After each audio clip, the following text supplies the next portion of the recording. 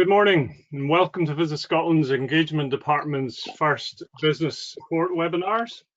There's 200 of you on this webinar, so great to have you here. Today it's the turn of our marketing colleagues.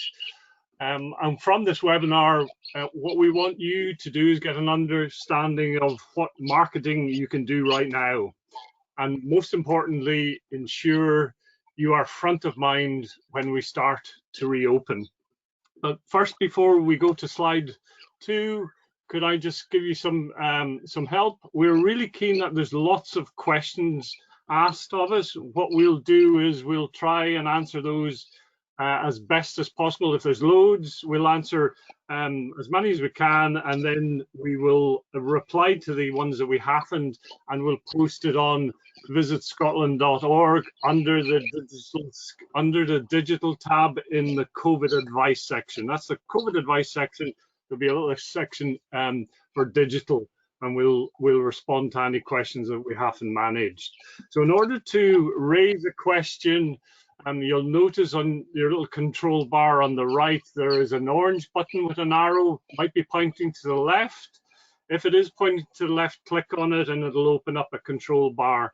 And scroll down to questions, click on that and just type away. So fire those throughout the webinar so that we can start preparing mentally for being able to respond to those. So that's great. We'll now start the webinar in real time.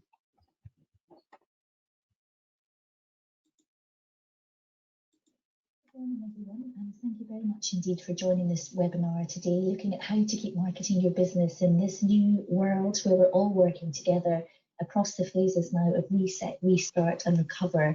And we've been gathering market insights and intelligence to shape our planning across the phases. VisitScotland.org, of course, is our hub for industry support. And at the end of this presentation, you'll find a page of really useful links, which we hope will help you. My name is Catherine McDonald from the marketing team at Visit Scotland, looking after planning, and joining me today is Leslie McIver, our social media manager, and Claire Rohr, our senior PR manager, to share insights, thinking and ideas from their channel specialisms on how to keep Scotland at the top of people's minds in all our key markets at the moment. Moving on to the next slide of what we'll cover today, we'll have a quick look at the present environment, so where we are now, and then we'll look at the customer journey and tap into our emotional drivers and really think about what visitors can expect to see and feel and experience with your product, what makes your product unique, thinking very much about the emotional benefits of a break to Scotland. So it's all wrapped up in this whole area of storytelling, what your visitors want to hear. And then Claire will come in to talk about the PR channel, and Leslie finishing off the session with the very important area of social media. And then we'll finish with a question and answer session. So moving on to the next slide of where we are now, well, our objective at the moment is very much to keep Scotland at the top of people's minds in all our key markets. And it's really very much about building advocacy and trust, keeping that inspiration and information alive and promoting armchair travel to dream now and travel later. And as a business, of course, you absolutely want to know about timing, and pace is key. We're working in line with the Scottish Government roadmap. We're following the 4 R's roadmap of respond, reset, restart and recover. We're sitting at the reset phase at the moment and very much working to a phased plan. And we will start very slowly and gradually, when it will be about reinforcing a stay local message and what people can do that is closer to home. And it will then be about encouraging Scots to make day trips and have overnight trips, building that national pride and encouraging Scots to re-explore their own country. And then we'll move into a phase where it will be more about the wider UK market, and further down the calendar we'll be looking, of course, at the international movement. And of course, I'm very, very aware that you want to know about timings, you want to save your seasons, and we'll be keeping that information as up to date as we can on VisitScotland.org, and further webinars will be available in the next few weeks on these very important markets, particularly the domestic and day trips markets. So do keep an eye on that. So this webinar is all about how to keep marketing your business, and therefore it's really important for us to share with you the customer journey as part of this presentation today. And we're sharing with you here our customer journey that we use at Visit Scotland, which is outlined from a piece of research we did some months ago, which was a 2-week qualitative study recording thoughts and activities relating to considering, planning or preparing for a holiday. It was done with cross-market first-time and lapsed visitors. And what this customer journey showcases is that over the course of planning a holiday, someone might do hundreds or even thousands of different things online and offline that contributes to their end decision. So it's really important for us as a product to be at every single stage of that customer journey so that we're discoverable, that we can intervene and influence with rich content to inspire and inform these potential visitors to think about Scotland and the products therein. And at the very start of that customer journey is what we call the idea accumulation stage. And we've got to get in there at the very, very first part of that journey. And that's the initial idea stage. And it can be very complex because at that stage, there's so many ideas, and you know yourself as an individual, so many influences pass into our heads every single day. And that initial idea is the area that we need to get in to make sure that we can raise awareness about our product at the very start of that process, at the very start of that journey. And we often use this analogy of it being a big bowl of soup, whereby we've got this big bowl of soup that's full of lots of ideas, all bits and sizes, and really, really critical to get into that bowl is a critical first step, where awareness raising activity is absolutely critical in order to move through the customer journey. And Claire and Leslie will talk a little bit more about that when they talk about the particular channels. So we've looked at the customer journey and the importance of getting in there at the very start of that journey with that awareness raising about your product. And we're moving on to the next slide now, which is looking at this whole area of emotional benefits of a holiday in Scotland. And we know we're so blessed in Scotland with the diversity and richness of what our country can offer. And live trends now in the marketplace at the moment are linked to an increased focus on health and well-being, reconnection with loved ones and the outdoors, and a responsible travel appetite. So really travel experiences that closely align to a visitor's own personal values. So that promise of an emotional experience, how does your product make them feel? That is really critical for today's tourist. It's a really powerful differentiator when selecting one destination over another, and very much something for you to think about as a business, that what is it about your product that can make visitors feel and see and experience something completely unique that sets you apart. And this is what we talk about when we talk about the experiential tourism, that emotional benefit of a holiday to Scotland. So moving on to the next slide, our work at Visit Scotland in terms of our creative platform is only in Scotland, and this is a creative proposition that we use which appeals to markets and segments and geographical locations, and we bring our products and experiences, so your products and experiences, we want to bring them to life in a really emotive and engaging way linked to how these products and experiences make people feel. And the emotional drivers that we use are linked to connection, escapism, rest, relaxation, satisfaction and appreciation. And we will be looking to refine our creative proposition at the moment and further develop our guidelines for Only in Scotland, because we need to make sure that we have the right tone and positioning and execution to ensure that we really are reflecting consumer sentiment and need post-COVID and bringing out more of Scotland's personality. So watch this space on that one. So just moving on to my final slide before moving on to Claire, and just a quick summary in terms of some thoughts and guidance, what we're discussing there about the customer journey and storytelling and emotional drivers. And the first one is about inspiring us. Do tell us, think about your emotional benefits of your product, and how does your product, how will it make visitors feel, what can they expect to see and experience, and to think about what makes your experience or product unique, and tell us about it and wrap that up into your messaging and link to these trends that we've been talking about that are live in the marketplace at the moment, that need for health and well-being and connection and the responsible travel part as well. So thinking about wrapping that all together. And then your online presence, do check your VisitScotland.com listing is up to date.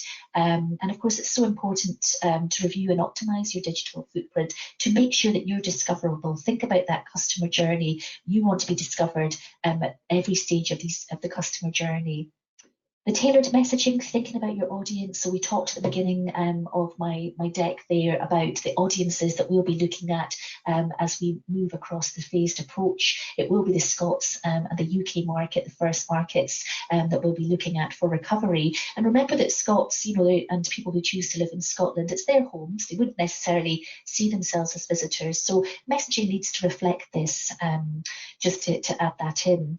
And then safety and reassurance messaging. Again, that is something coming out quite strongly from insights that visitors are looking for. And we're very aware that you're looking to get direction on this as well. And we absolutely will update you as soon as we get those guidelines and as soon as they come out.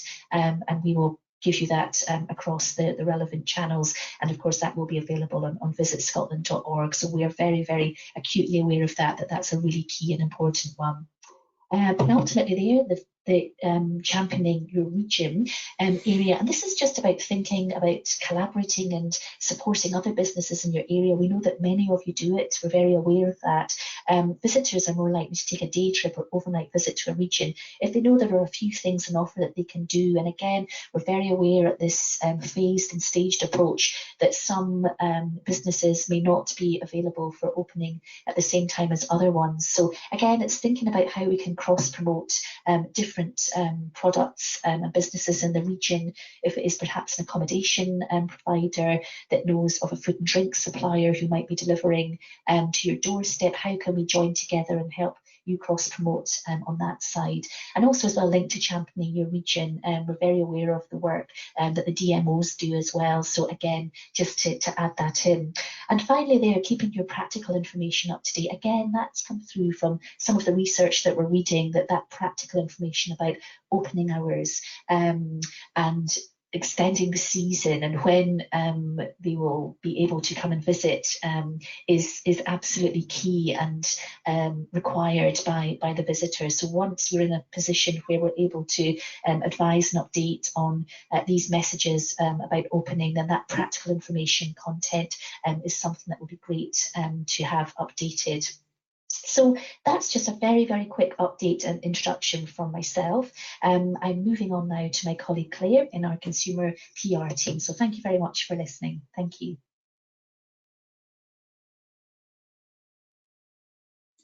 Thanks, Catherine, and good morning, everyone. My name's Claire Rohr, and I lead Visit Scotland's consumer PR team. There are 9 of us covering all of our key markets, including Scotland and the rest of the UK, France, Germany, North America, China, Australia, and the emerging markets. And you can see our mugshots along the bottom of this slide. It's always nice to have faces to go with names. Apologies for those of you who are familiar, but in case anyone's wondering what exactly we mean by consumer PR, I thought it might be worth a moment just to define this. Our aim is to generate awareness of Scotland as a destination by placing meaningful media coverage across a range of different media platforms.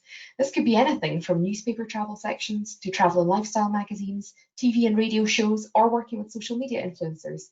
But ultimately, the aim of our activity is to achieve some kind of cut through for Scotland to get us out of that soup and inspire consumers to choose a holiday here. So how do we do this? I think it's worth touching on the broad principles of our PR strategy at Visit Scotland, as our pre-COVID approach still has relevance, even given the huge change in circumstance. That approach is focused on a combination of always-on activity and integrated campaign activity.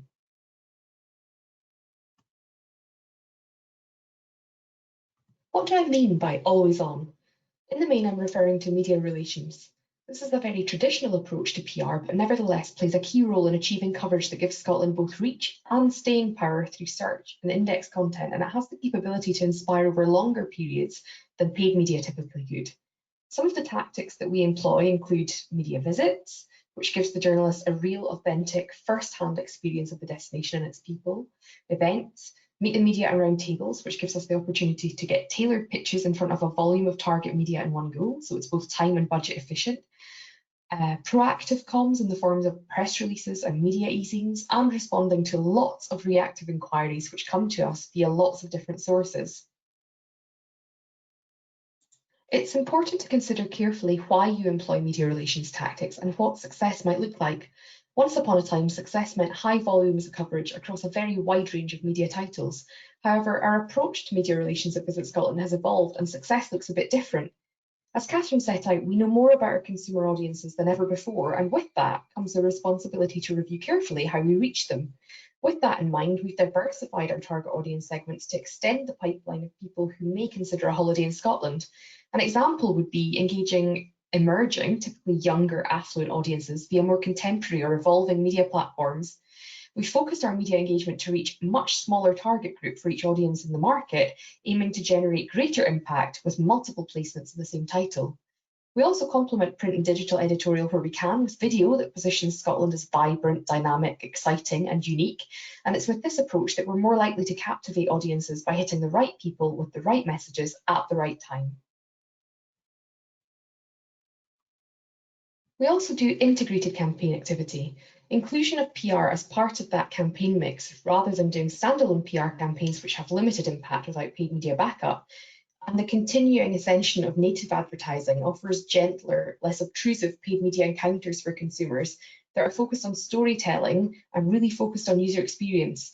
Driving towards this style of activity and authenticity is backed up by Google's emphasis also on high quality content in all of its algorithms. So this means that stories generated by this means tend to have a longer shelf life.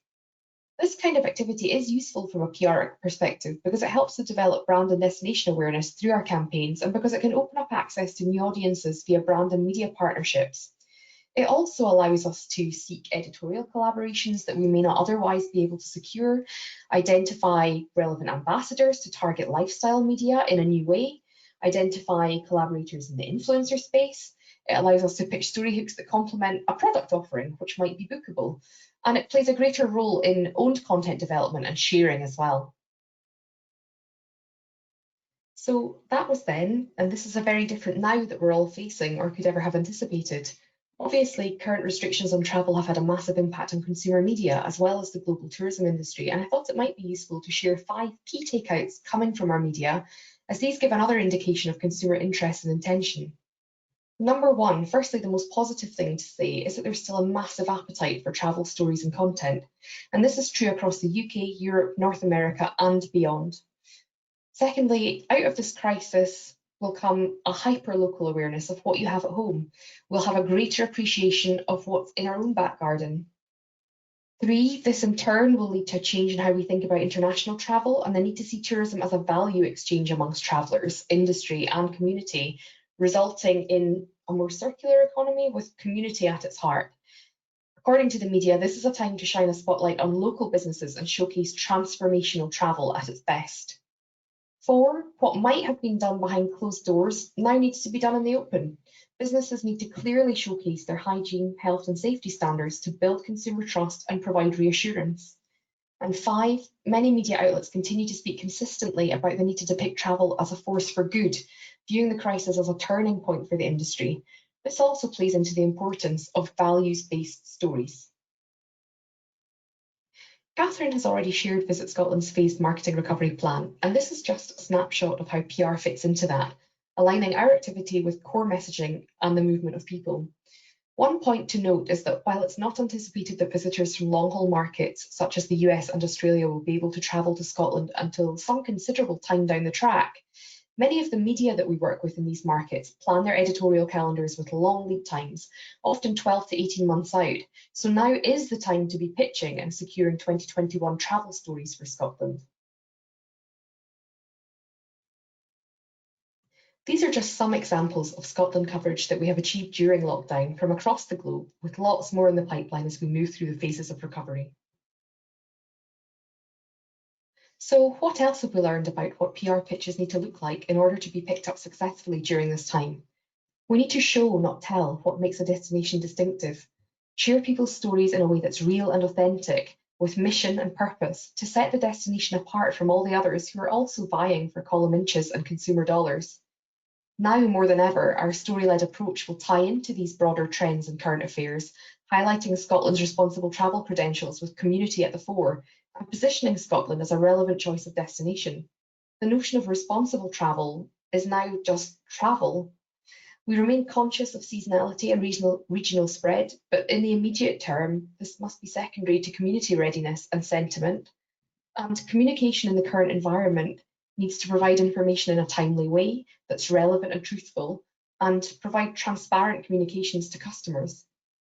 And finally, how can you get involved in Visit Scotland's PR efforts, whether it is or isn't already a strand of your own promotional activity for your business? We're looking for news stories and ideas all the time to pitch to media, and you're the experts in your local area. We'd be delighted if you'd share these stories with us, whether it's ideas for great characters and ambassadors, examples of community focus that really play into that idea of tourism as a value exchange, local gems that we may not be familiar with or that have popped up during this period of business diversification during COVID, and also, of course, your top tips as a local expert.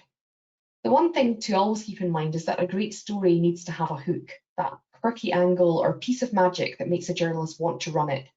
As a team, when crafting a picture or a release, we often ask ourselves the question, so what? To try and hone in on the info that will have the most resonance. And if you're not sure, please feel free to ask. We're a friendly bunch and we're more than happy to help.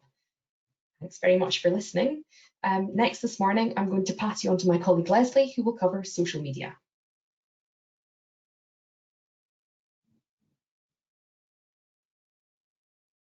Thanks, Claire. Hi everyone, I'm Leslie McIver, Social Media Manager at Visit Scotland. It can be hard to know what to do on social media if you're a small business at the best of times, but in times like these it can be even harder. I'll give you some of our tips and advice about social media and then look to see if these have changed during lockdown.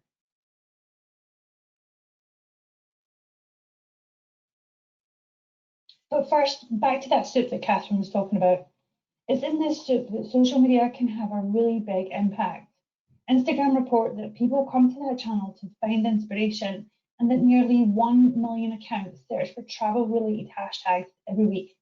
So it's really important, especially in times like these, that you're trying to get your product or service into people's soup. That when they come to put their trip together, they're going to be thinking of your business and your service that you're putting out there. And this is usually done by passive consumption of cultural media.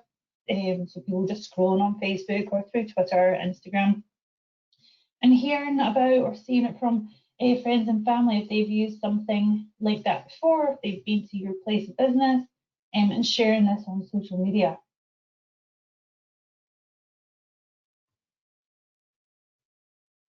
So how to get the best out of your social channels?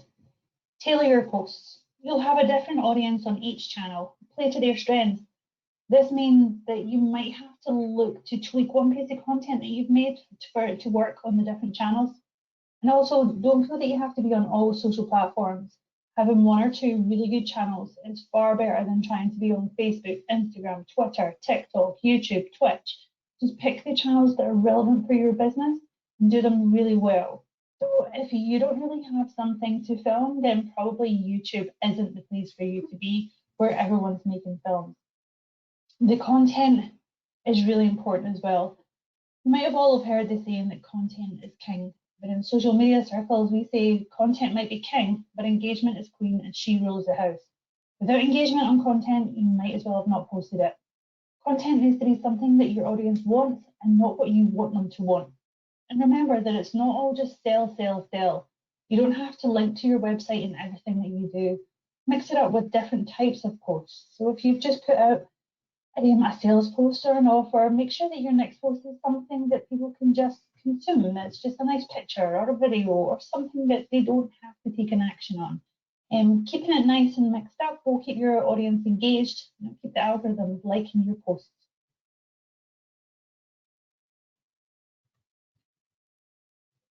Positive indicators for algorithms are consistency.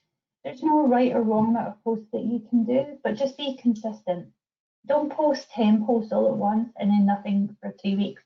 Not only will the algorithm not like it, but your audience will be unsure what's happening. Are you closed? You've not posted for 3 weeks? Not really sure. Tools within each platform will show you when most of your followers are online. This is the best time to post, as there's more people there for the algorithms to serve your content to.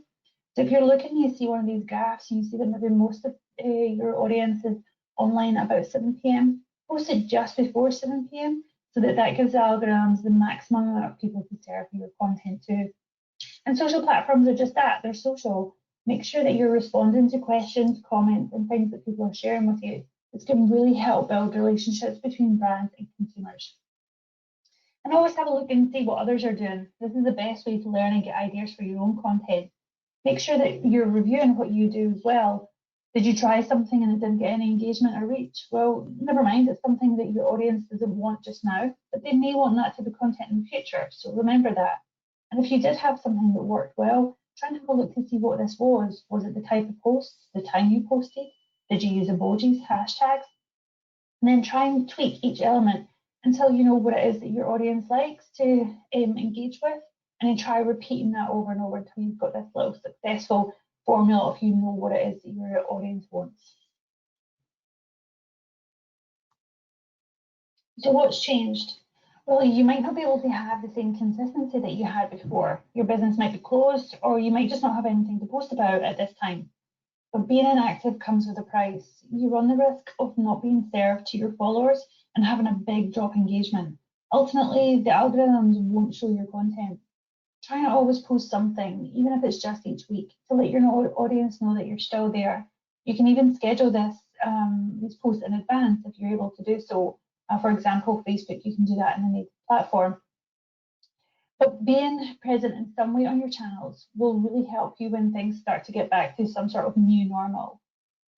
Being consistent, even if it is a lesser number than what you used to before, when you do start to ramp things up, this will really help you get back in front of as many people as you possibly can. And this is also the perfect time to really look and see how others are doing it in your industry and take some inspiration and just trial and error a few things just now if you have the time, that is.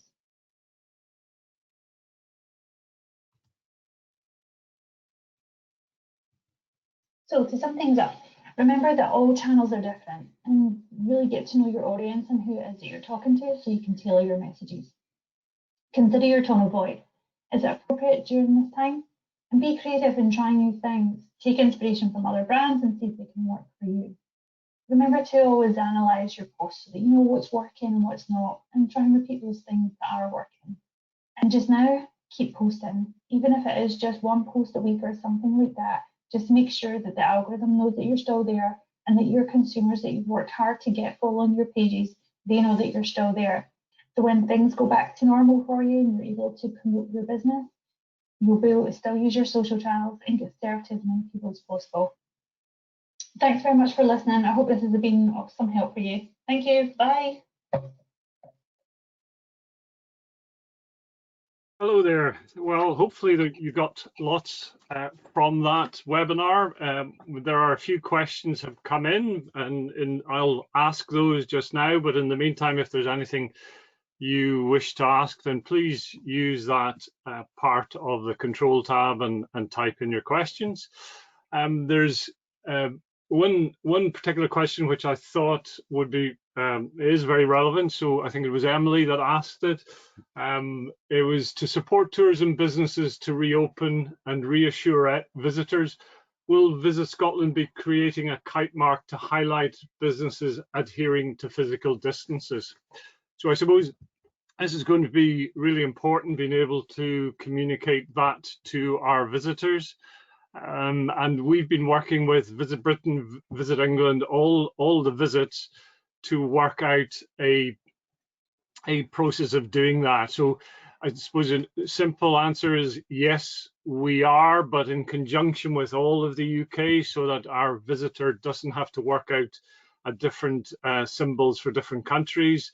And that the details of that will be coming very shortly, which we'll post on VisitScotland.org. That is always one to keep an eye on. So the other question, and it's Catherine, if you're happy to field it, yes. The question was, due to the potential international quarantine regulations, is Visit Scotland allocating more budget and focus to target the UK audience to encourage staycations? Yeah, thanks, Patrick. Just to answer that question, the answer is yes. The UK has always been our biggest market. 81% of our visitors to Scotland come from the domestic market. And in terms of marketing, the initial activity within step one, it will be very tactical, encouraging Scots visitors to stay local and using paid social, that we can be very tactical in our messaging. And as we progress through the stages and the phases, we'll increase the activity and areas we promote, always being very mindful of whether communities are ready to welcome visitors and responsible travel considerations, etc. But we'll be gradually extending our reach of who we promote to, from Scots in the first instance to the north of England and then the rest of the UK and Ireland. So a very, very important market for us, and planning is underway in terms of our content assets and our media activity. Of course, we've got our owned, our earned and our paid channels. You've just heard there about our PR and our social channels. We also have a big e-coms database as well. And I guess it's just underlining what I brought up earlier about keeping your vs.com listing up to date. Really, really crucial, because every call to action that we put in our messaging across our channels brings the visitor to VisitScotland.com. So I can't underline that enough, to keep your listing up to date. Also, just one thing to add as well there for the UK market, 29% of our visitors to Scotland from the UK market is the families market. So again, we've got a rich repository of content on VisitScotland.com in terms of inspiration and information from the families market. But again, we will be dialing that up, again, just in line with insights that we've got coming through from research at the moment about that whole feeling of wanting togetherness, that VFR, that visiting friends and family market. So in answer to that question, absolutely yes, the UK market is the absolute key one for us in terms of our recovery, and that's all being briefed in and worked out and planned at the moment. So we'll absolutely keep you in touch with that. That's great, thanks, Catherine. And just to sort of reiterate on that, I know this has been an extraordinarily difficult and tough time for many of you businesses, and we've been focused on, in a lot of instances, about survival. This is about keeping your messaging out there as much as possible. And it is amazing. We're already seeing the with Nicola Sturgeon's announcements and Westminster, that things are changing now. We're getting closer to that point when we will be opening. So messaging about how seriously you are taking COVID, making sure that you're looking at all of the places that your businesses are, all those platforms where your businesses are showing, making sure that you're putting across your COVID message and your approach to how you're opening. And of course, we'll be helping you and supporting you with materials around social distancing and cleaning on VisitScotland.org to be able to help and support those messages for you. So reassurance, you need to keep working on that as much as possible. You will notice in the control dashboard there, if you click down, there is a handout which you can download. It's a frequently asked questions which you might find useful. We'll also, this slide here, we're going to share the whole PowerPoint presentation with you on VisitScotland.org. We're going to upload it to YouTube and then embed it in VisitScotland.org. So if you want to look at it again, it should be available by Monday. So please look out for that. And finally, this will be a series of webinars as things change, and they are changing very fast. We may pull ones forward, but next Thursday, definitely at 11 a.m., we're doing another webinar, which is going to be critically important. And that's about talking about what markets will be open first, what are the tactics you can adopt to maximize those. So thank you very much for listening. I hope you got some great value from this. If you have any further questions, don't hesitate to post them on this or send them to our business advice at visitscotland.com. That contact is down there at the bottom. That's your main contact that you can reach our industry relationship managers and our customer services team. Once again, thank you for dialing in. Speak soon.